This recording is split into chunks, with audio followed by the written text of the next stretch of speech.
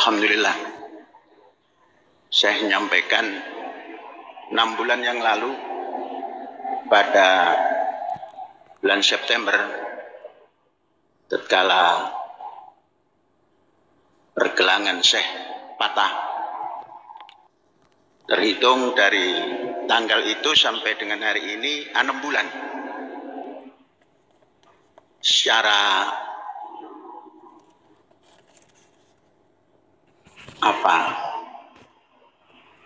sudah kembali,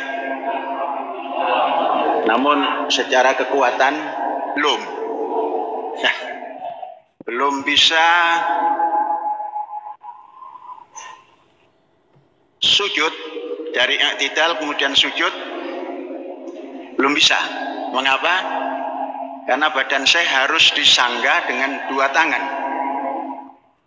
Kalau 1 tangan saja nggak bisa sujud, nggak bisa i'tidal.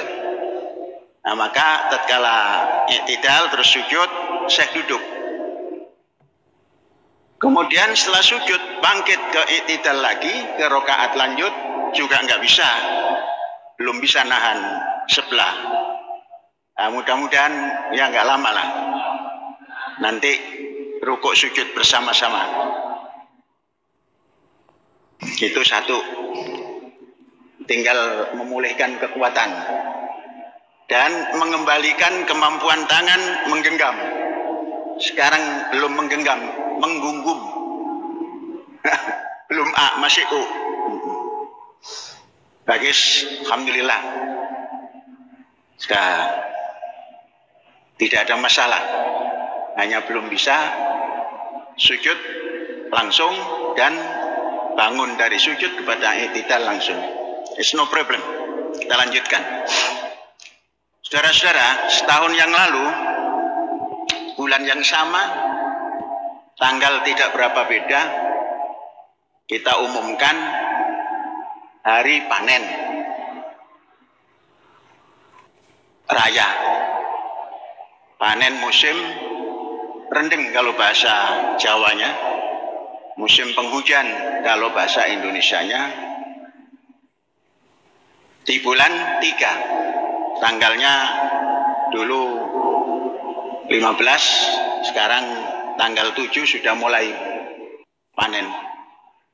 Biasanya sampai penghujung bulan 3 ini. Dulu, tahun yang lalu kita tingkatkan target keamanan pangan dari sisi ketersediaannya. Kita tetapkan ketika itu kalau ingin aman pangan itu, ketersediaannya harus 150% dari yang akan dimakan atau yang akan dikonsum. Beras yang dikonsum untuk kampus saja di luar anggota koperasi itu 1.200 ton. Mungkin lebih, mungkin kurang, tapi acuan nasional itu 1.200 ton. Apa hitungannya? Itu 0,12 ton per tahun dikalikan jumlah konsumen yang harus dijaga pangannya, yaitu 10.000. Kampus ini pelajar, guru, eksponen dan karyawan 10.000. Maka menjadilah 1.200 ton. Itu kalau dikonversi kepada gabah, itu kita kalikan atau dibagi, ya dikalikan persentase. Gabah keringnya menjadi 1.200 dibagi 0,62 atau ya coba berapa itu? 1.200 dibagi 0,625 kali 100, 1.900 berapa? 1.900 sekian ton. Salah itu, walaupun pakai IT salah, ini nggak rasional. Artinya 1.900 sekian ton dibulatkan pada 2.000 ton. Kemudian cadangan 6 bulan, maknanya kali 1,5, 3.000 gabah kering giling. Maka kita akan bisa tenang, tidak ngantri. Coba bayangkan kalau kita tidak punya stok pangan, ngantri untuk 10.000 mencari beras harga murah sambil tidak berkualitas, bagaimana muka kita? Maka alhamdulillah muka kita ya ada di wajah kita, karena kita bergerak mempersiapkan pangan bagaimana untuk mendapatkan 3.000 ton setahun. Nah, mari kita hitung sekarang. Pagi tadi saya kontrol daripada Istana Beras untuk mengetahui stok gabah kering giling sebelum atau tanpa dihitung hasil panen. Itu masih 840 ton. Itu setara dengan beras kali 62,5%.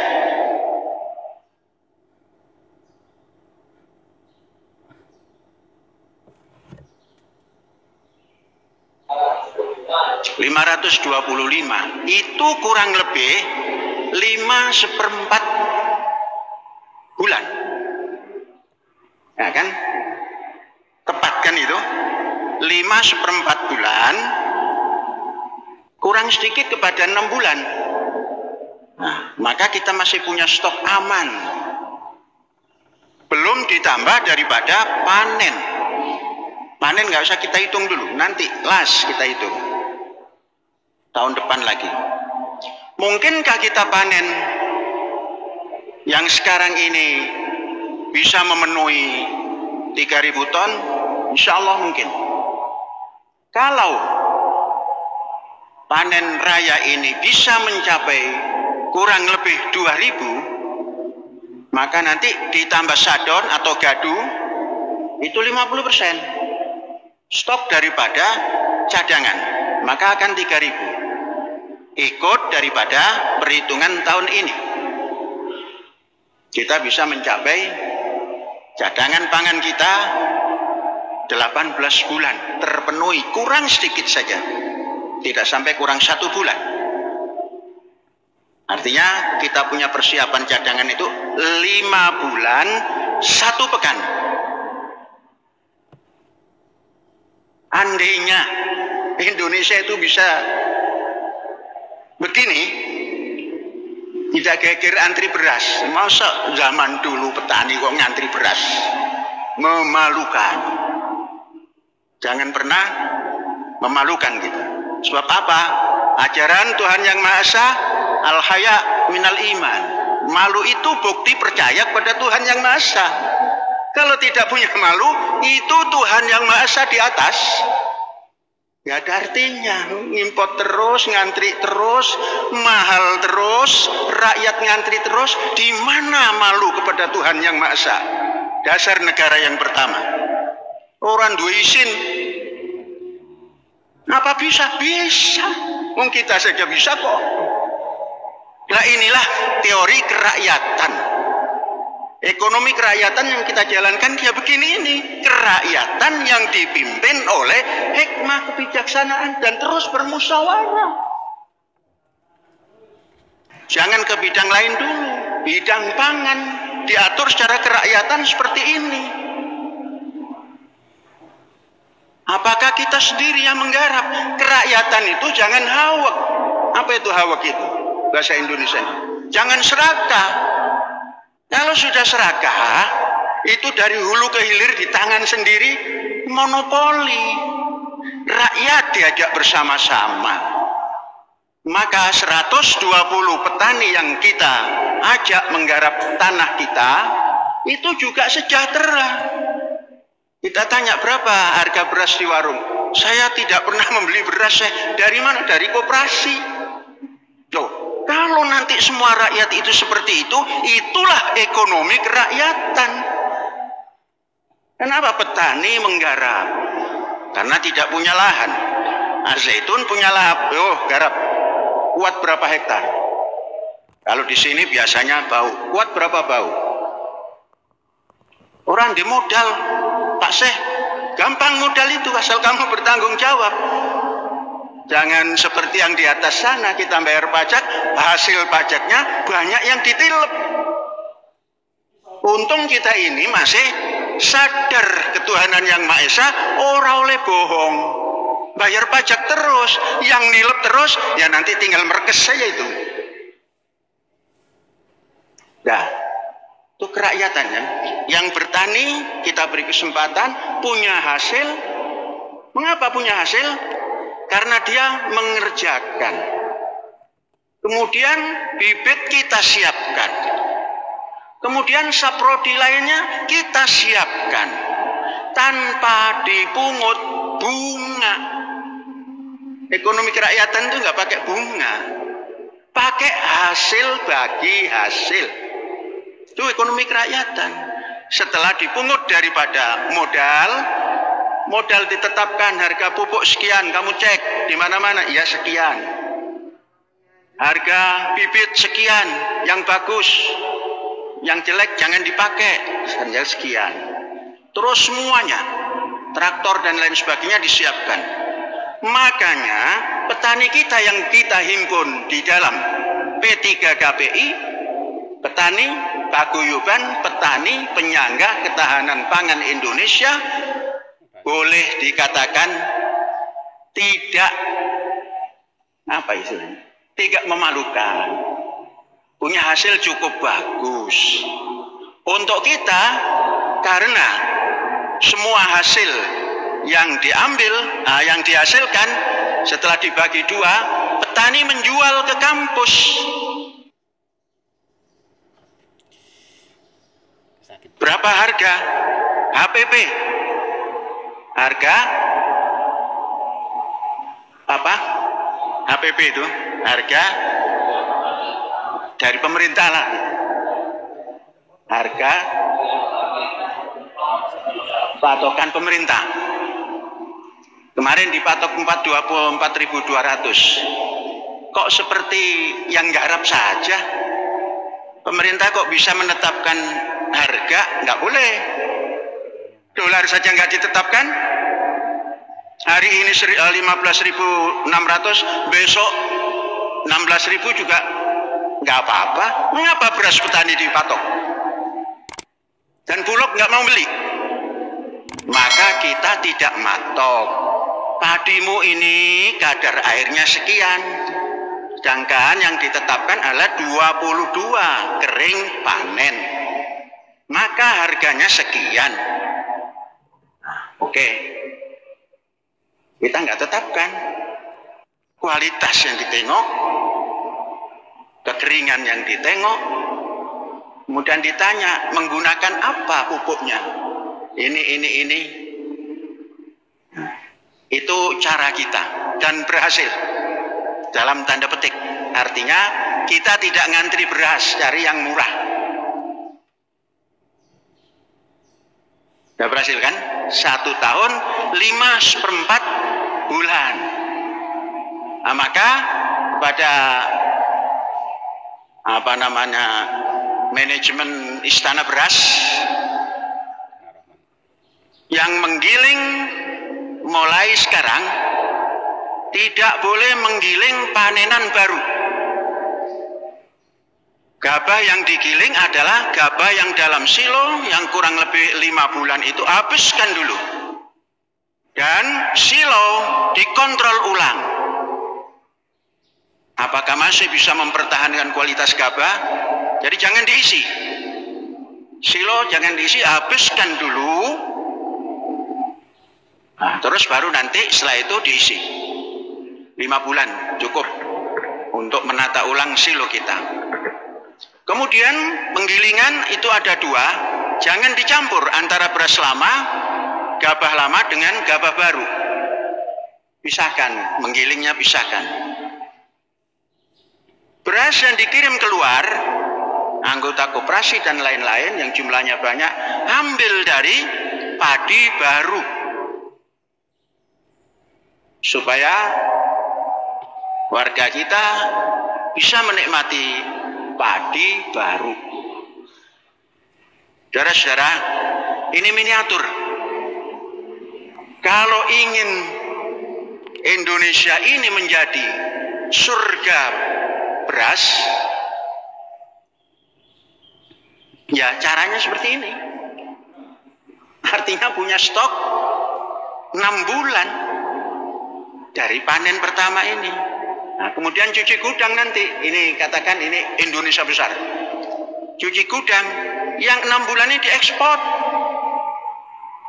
Karena punya stok lagi. Jadi cuci gudangnya, ekspor saja. Kan bagus itu. Mudah-mudahanlah nanti ada yang bisa ngatur seperti itu untuk Indonesia Raya ini. Supaya betul Indonesia tanah yang kaya, gimana? Tanah kita yang mulia, di sanalah kita berdiri untuk selama-lamanya. Kan begitu toh? Tidak. Untuk menetapkan pangan 1 tahun dengan keamanan 6 bulan penambahan stok tercapai. Sekarang mari kita meningkat. Seperti apa kualitas beras yang bagus menurut lidah internasional? Kalau kita kan hari ini lidah ER64. Terus apa lagi? Ciherang, apa lagi? Nah, mari kita masuk kepada lidah internasional, kepada karbohidrat yang namanya beras. Cara menengoknya gampang. Masuklah ke supermarket. Ya kalau mungkin di Indramayu nggak ada, ke Jakarta. Cari beras yang enak dan bagus untuk kesehatan. Orang menunjukkan Koshi Hikari. Nah, beras namanya Koshi Hikari. Alhamdulillah saya sudah mendapatkan itu dan terus dalam penelitian sekarang. Penelitian pertama dari 8 on menjadi 800 kilo. Kemudian sekarang menanam 5 hektar. Nanti dicari yang terbagus lagi, dikembangkan lagi. Nah, kita sudah punya stok beras internasional rasa dan harga itu 5 hektar. Bentar lagi panen. Last bulan ini panen. Nah, nanti kita kembangkan lagi. 5 hektar. Jangan-jangan nanti kita nanam beras yang bagus ini, Koshi Hikari ini, 150 hektar saja sudah bisa mencukupi kampus. Tapi kalau kampus ini dikasih beras Koshi Hikari, nanti makannya tambah gembul. Ya, untuk semua lah nanti. Dan kita terus meneliti. Sekarang kita buat petak penelitian 100 petak. Satu petaknya 6 kali 4. Ini untuk mengembangkan. Koshi Hikari itu beras yang tipe jenis Japonica ini, yang beras bulat. itu pulen tapi tidak ketan, dan mengkilap tapi tidak ketan, kita makan seberapa saja kuat dan bagus menurut nilai pangannya.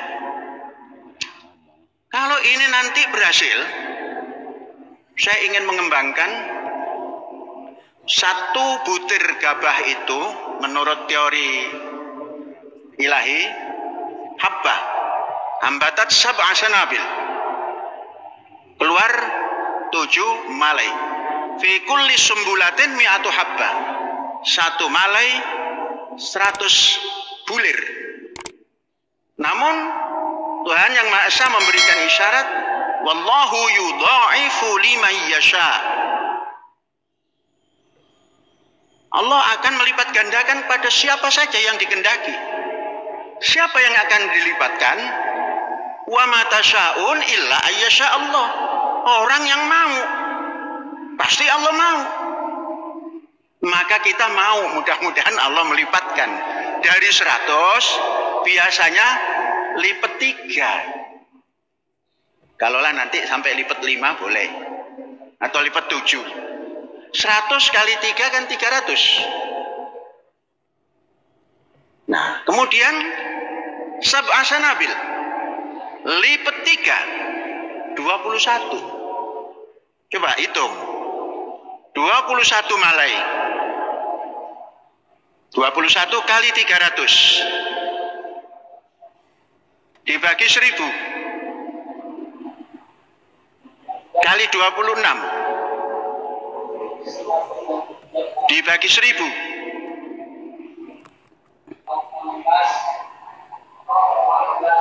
0,16, artinya 160 gram. Berapa 1 hektar? Ambil sisi setengah meter, setengah meter, setengah meter, setengah meter, 99 dibagi 0,3 berapa? Kali 99 dibagi 0,3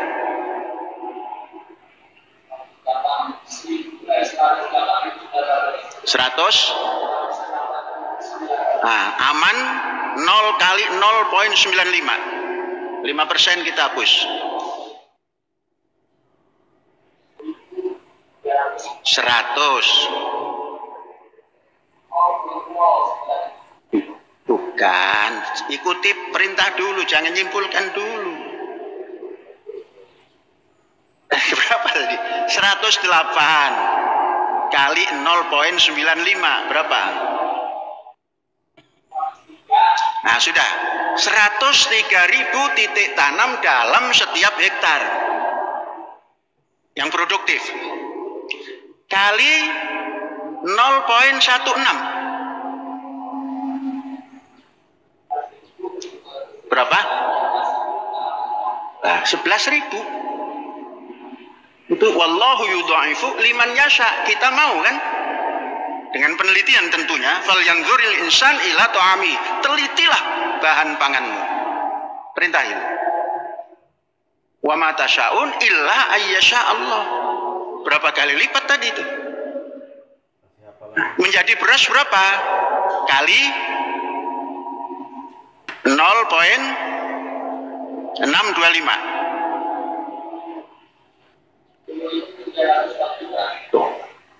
10 ton. Itu kosi hikari kalau dijual di pasaran umum $2. Itu dijual di Cirebon, Jakarta malah kadang-kadang lebih 50.000 1 kilo. Jangan mahal-mahal, kalikan 1,25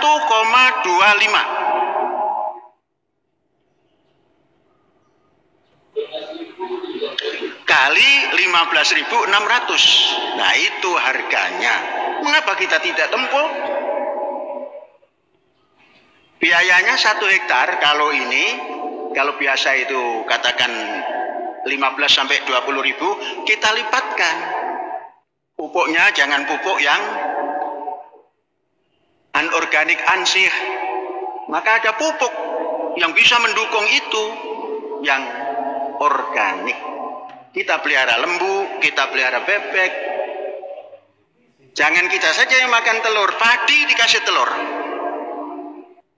Nanti padinya lebih lezat daripada yang lezat. Nah ini saudara-saudara, mempertahankan pangan Indonesia itu ya mbok seperti ini. Ben orang ngisin ke, membuat wirang. Nang Indonesia kok ngantri beras lho ya apa itu? Kayak zaman pengen wae rek gitu. Dulu saya tahun 55 melihat orang kampung ngantri beras. Tapi tidak dari toko, dari koperasi, masih pantas. Ini dari toko. Isin. Al-haya minal iman, al-haya minal iman. Isin, Indonesia malu. Menteri Pertanian ikuti loh gaya pertanian di Az-Zaitun. Ini kan rakyat juga ini, yang mbok niru rakyat. Ojo niru importer. Ya, itu kan baru karbohidrat ya. Bagaimana dengan persediaan nutrisi yang bersumber daripada protein hewani?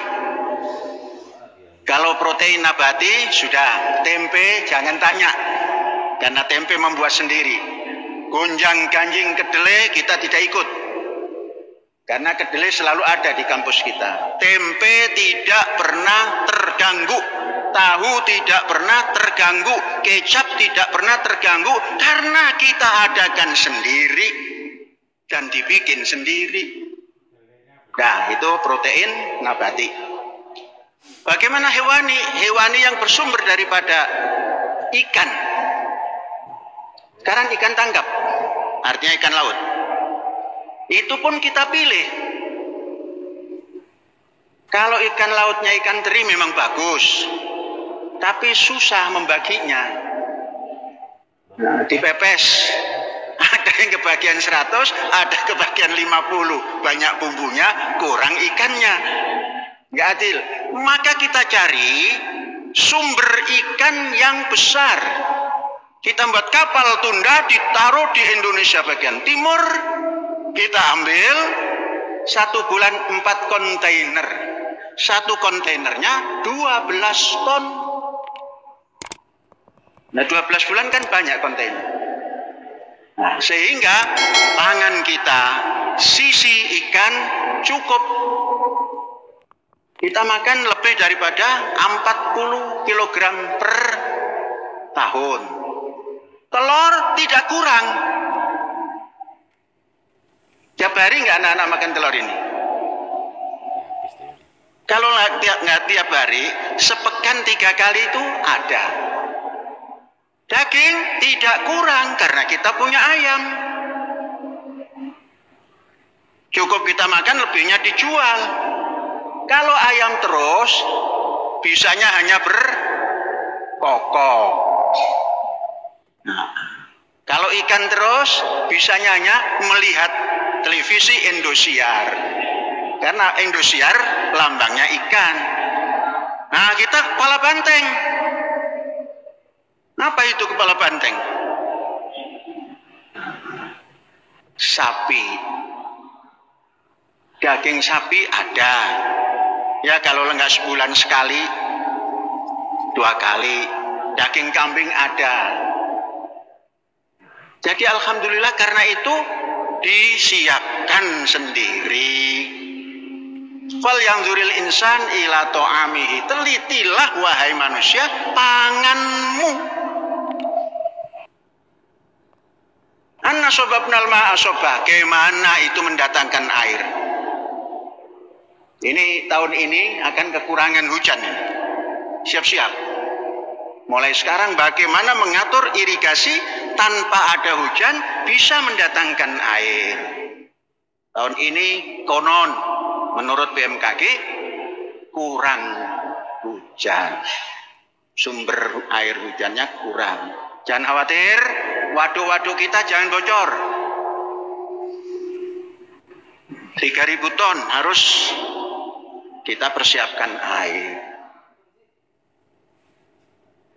Dan mudah-mudahan tahun depan dari 5 hektar kita nanam koshi hikari bisa menanam minimal 100 hektar. Tadi itu bisa mencukupi. Dan nanti koperasi kalau sudah ada koshi hikari tidak boleh makan beras impari. Berasnya koshi hikari. Ya memang meneliti itu nggak bisa cepat. Kata Konghucu, ibu lai step by step tatau mutiti akan sampai. Nah, mari kita teliti terus dan kita harus meneliti dan melihat apa yang kita perbuat. Teliti buat capaian, kemudian dievaluasi. Nah, sekarang kita mengevaluasi persiapan pangan, alhamdulillah bisa mencukupi dan kesediaan cadangan terpenuhi. Inilah yang harus kita syukuri. Kemudian yang kedua, saya mendapat telepon dari Pak Muldoko, Jenderal TNI. Beliau mengabarkan bahwa istri beliau sakit dan dirawat di RSPAD Gatot Subroto. Beliau menyampaikan mohon doa bersamanya untuk kesembuhan ibu. Mari kita bacakan Al-Fatihah.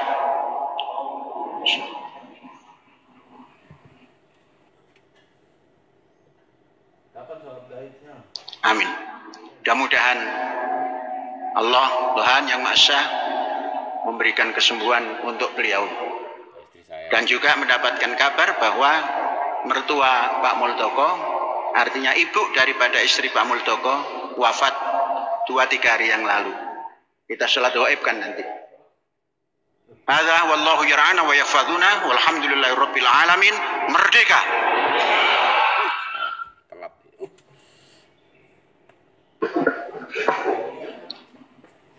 8 permohonan syarat gaib. 1. Ibu Kasajina, ibu mertua daripada Bapak Jenderal Muldoko, Kepala Staf Kepresiden RI, mantan Kepala Staf TNI Angkatan Darat, wafat tarikh 6 Maret 2023 di Pasuruan, Jawa Timur, usia 79 tahun.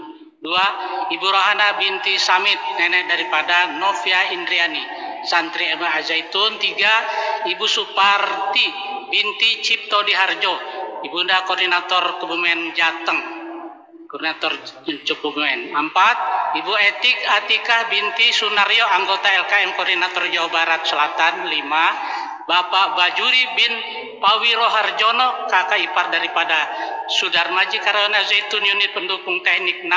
Bapak Abdul Mukhlis bin Wajat, bapak kandung daripada Ahmad Bukhari Karyawan Zaitun Unit PPN 7. Ibu Sartiam binti Mulyo Wiyoto, ibu kandung daripada Sugeng Karyawan Zaitun Unit PPAM. Dan 8. Ibu Sri Jumaro binti Suratmo, anggota Jamas Koordinator Jakarta Barat. Dan mohon doa kesembuhan bagi Ibu Husni Harningsih binti Abdul Majid, istri daripada Bapak Jenderal Muldoko, Kepala Staf Kepresiden RI. Walhamdulillah Rabbil Alamin.